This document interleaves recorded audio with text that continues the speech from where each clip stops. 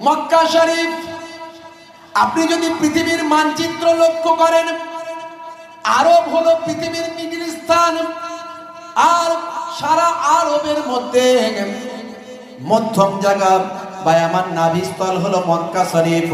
হে তরুণ যুবকেরাম, হে আমার মুরব্বিয়ানেরা, পৃথিবী অন্ধকারাচ্ছন্ন।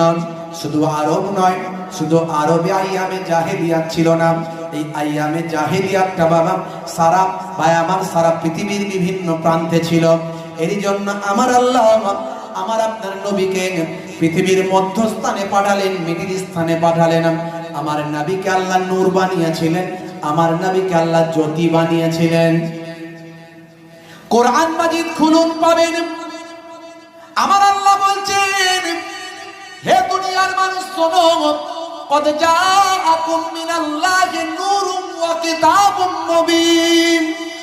জোরে হবে না?